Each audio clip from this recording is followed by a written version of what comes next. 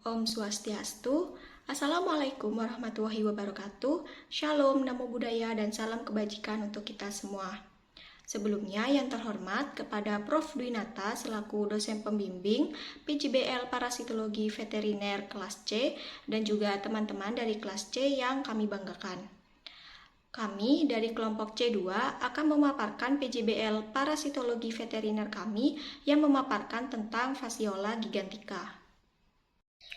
Adapun anggota dari kelompok C2 yaitu ada Idewa Nyoman Gede Mantra dengan NIM akhir 050, ada Idewa Made Kusuma Harta dengan NIM akhir 051, ada Novinia Kristina Elizabeth Salawati dengan NIM akhir 052, ada saya sendiri Putri Ayu Chandrika dengan NIM akhir 075, ada Marta Margareta Fernandes dengan NIM akhir 089, ada JJ Sri Hasti dengan NIM akhir 096, dan ada Aurelia Septiana Dwi Putri Pango dengan NIM akhir 1102. Parasit adalah hewan renik yang dapat menyebabkan penurunan tingkat produktivitas pada hewan yang ditumpanginya. Salah satu contoh parasit adalah cacing. Kerugian akibat infeksi cacing dapat menyebabkan penurunan kualitas daging dan susu, serta resiko penularan terhadap manusia. Salah satu jenis cacing parasit adalah Fasciola sp yang merupakan genus dari cacing parasit yang termaksud dalam kelas Trematoda yang dapat menyebabkan fascioliasis. Ada beberapa jenis Fasciola yang sering dijumpai yaitu Fasciola gigantica dan Fasciola hepatica.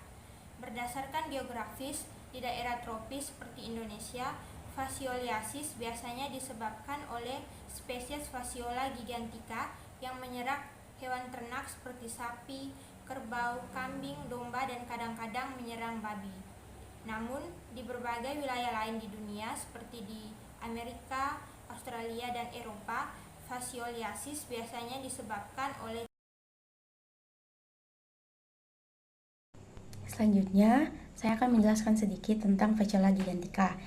Fasciola gigantica adalah salah satu spesies cacing hati yang termasuk dalam kelas Trematoda.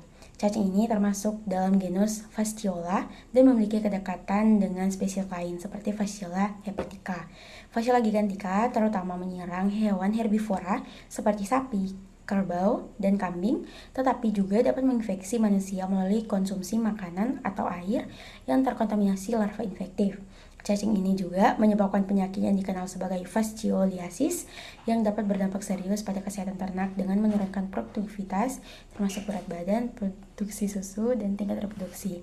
Pada manusia, infeksi ini dapat menyebabkan berbagai gangguan seperti nyeri perut, demam, hingga kerusakan hati yang serius. Selanjutnya itu predileksi. Predileksi utama pada Fasciola gigantica adalah saluran empedu pada hati. Pada fase larva, Fasciola gigantica bermigrasi melalui jaringan hati sebelum mencapai saluran empedu. Dalam saluran empedu, cacing dewasa menempel pada mukosa, mengisap darah, dan menyebabkan yang pertama kerusakan jaringan hati akibat migrasi larva tersebut. Larva Fasciola gigantica merusak jaringan hati saat bermigrasi dari usus menuju saluran empedu, menyebabkan pendarahan, nekrosis, dan peradangan lokal. Yang kedua, iritasi saluran empedu karena aktivitas cacing dewasa. Cacing dewasa menempel pada dinding saluran empedu, mengisap darah, dan menyebabkan luka serta iritasi pada mukosa. Dan yang ketiga ada peradangan kronis yang dapat berkembang menjadi fibrosis saluran empedu. Iritasi berkelanjutan memicu peradangan kronis yang memicu pembentukan jaringan parut atau fibrosis, mengganggu struktur dan fungsi saluran empedu. Dan yang keempat, gangguan fungsi hati termasuk stagnasi empedu atau kolestasis. Peradangan dan fibrosis menghambat aliran empedu, menyebabkan kolestasis yang berdampak pada pencernaan lemak dan fungsi hati secara keseluruhan. Baik, selanjutnya yaitu klasifikasi.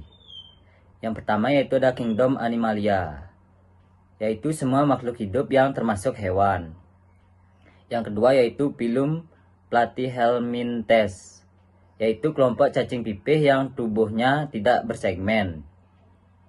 Selanjutnya yaitu kelas Trematoda, yaitu cacing yang hidup sebagai parasit di tubuh inang. Yang keempat yaitu ada Ordo Digenia, yaitu parasit dengan siklus hidup kompleks melibatkan beberapa inang. Selanjutnya yaitu nomor 5, famili Pascualidae, yaitu kelompok cacing hati yang sering menyerang ternak. Selanjutnya yaitu genus Pasciola, yaitu cacing hati yang menyebabkan pascualiasis.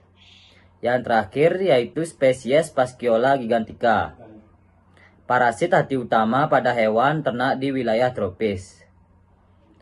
Next slide akan dilanjutkan oleh Fasciola gigantica tampak berwarna abu-abu coklat dan memiliki ukuran tubuh lebih besar dibandingkan dengan Fasciola hepatica. Bisa dilihat pada gambar kedua sebagai perbandingan, di mana panjang tubuh Fasciola gigantica kurang lebih 7,5 cm dan lebarnya kurang lebih 1,5 cm. Bentuk tubuhnya menyerupai daun, pipih dorsoventral, tidak bersegmen dan tidak memiliki rongga tubuh. Menurut Taylor 2007, hampir seluruh permukaan tubuhnya ditutupi dengan duri-duri kecil atau tegumen yang berfungsi untuk memberikan perlindungan terhadap pengaruh enzim pencernaan. Fasciola gigantica memiliki alat penghisap oral atau oral sucker dan alat penghisap ventral atau ventral sucker. Bisa dilihat pada gambar pertama, di mana letak dari oral sucker itu di ujung anterior dan mengelilingi mulut. Sedangkan alat penghisap ventral atau ventral sucker itu terletak di sepertiga anterior permukaan ventral tubuh. Sistem pencernaan Fasciola gigantica terdiri dari mulut, faring, esofagus, dan percabangan sekum yang membentang sampai ujung posterior tubuh. Cacing jenis ini tidak memiliki anus dan alat ekskresinya berupa sel api.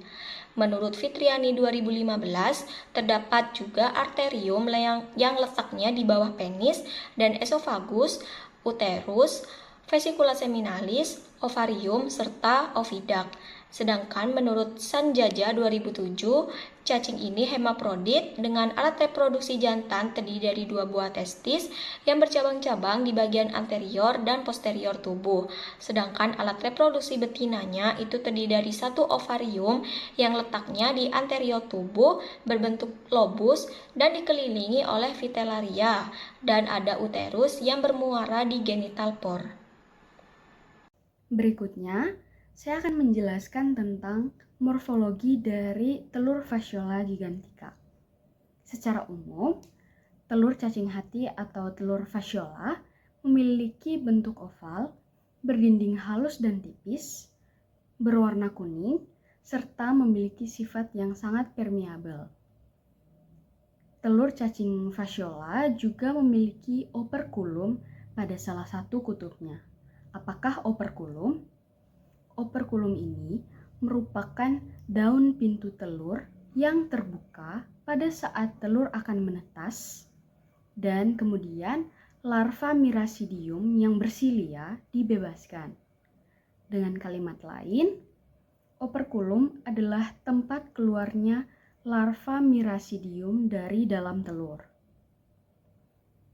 Purwanta dan kawan-kawan pada tahun 2009 mengemukakan unsur-unsur yang tampak jelas pada telur Fasciola yang dilihat di bawah mikroskop dengan perbesaran 10x10.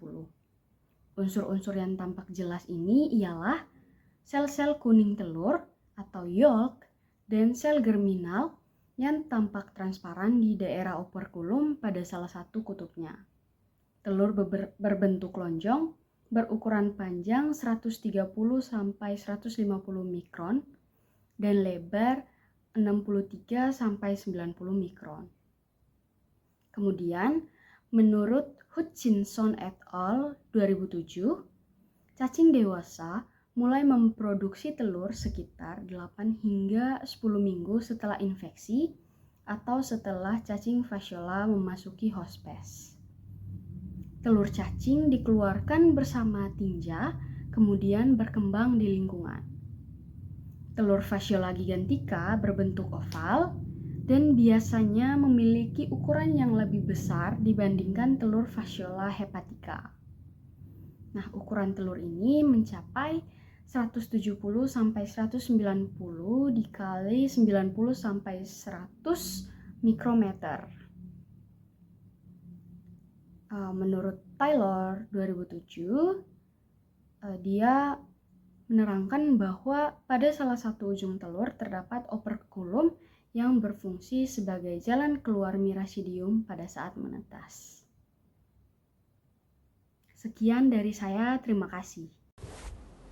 Baik, selanjutnya saya akan menjelaskan mengenai siklus hidup dari Phaseola gigantica.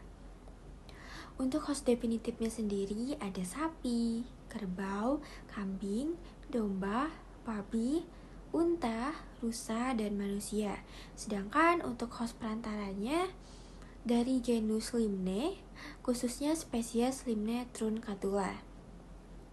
Untuk siklus hidupnya sendiri, di mana cacing dewasa dalam saluran empedu melepaskan telur dan telur-telur ini masuk ke dalam usus. Telur yang masuk akan berkembang dan menetas, melepaskan mirasidium bersilia yang bersifat motil.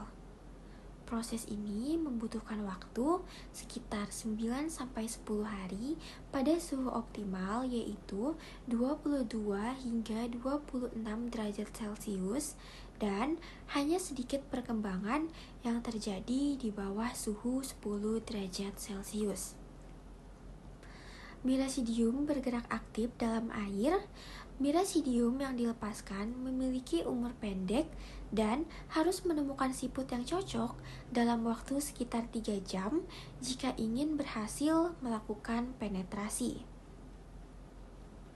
Pada siput yang terinfeksi, perkembangan berlanjut melalui tahap sporokista dan redia, lalu ke tahap akhir di inang perantara yaitu serkaria. Di dalam tubuh siput, mirasidium melepaskan epitelnya, kemudian masuk ke hepatopankreas dan berubah menjadi sporokista. Di dalam sporokista, terdapat 1-6 bola-bola benih yang kemudian berkembang menjadi redia. Pada redia, terdapat bola-bola benih yang selanjutnya menetas mengeluarkan larva berupa serkaria.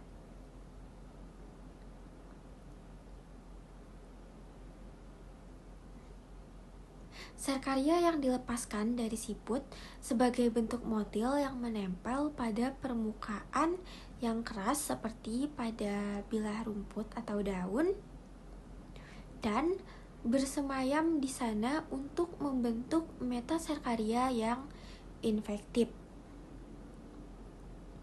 Dibutuhkan waktu sekitar 6-7 minggu untuk menyelesaikan perkembangan dari mirasidium ke bentuk metaserkaria, bahkan bisa sampai beberapa bulan.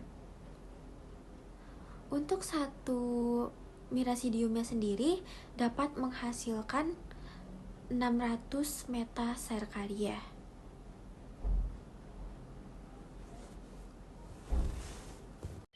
Hewan terinfeksi melalui termakannya metaserkaria yang terdapat pada tanaman. Metaserkaria yang termakan akan mengalami ekstasi di dalam duodenum dan berubah menjadi cacing muda yang kemudian akan bermigrasi melalui dinding usus, melintasi peritoneum dalam waktu 24 jam dan menembus gilisan kapsul. Yang kemudian cacing muda masuk ke dalam parenkim hati sekitar 4-8 hari dan tinggal selama 12 minggu. Kemudian masuk ke dalam saluran empedu hingga mencapai kematangan seksual. Periode prapaten adalah 13-16 minggu. Meskipun parasit sudah mulai berkembang dalam tubuh inang, tetapi telur atau bentuk infektif belum dilepaskan atau dikeluarkan. Cacing Phaseola gigantica dewasa mulai memproduksi telur sekitar 8-10 minggu setelah infeksi.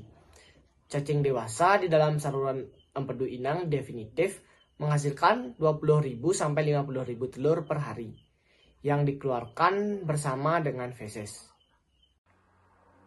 Baik, selanjutnya yaitu kesimpulan.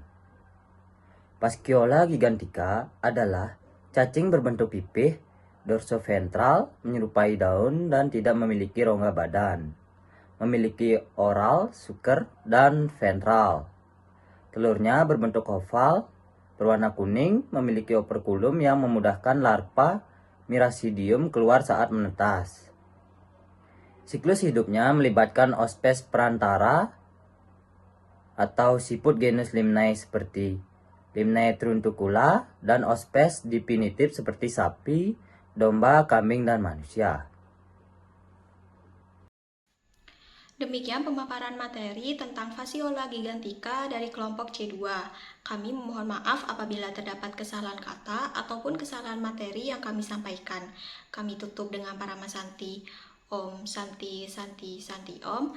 Wassalamualaikum warahmatullahi wabarakatuh. Shalom, namo buddhaya, dan salam sejahtera bagi kita semua.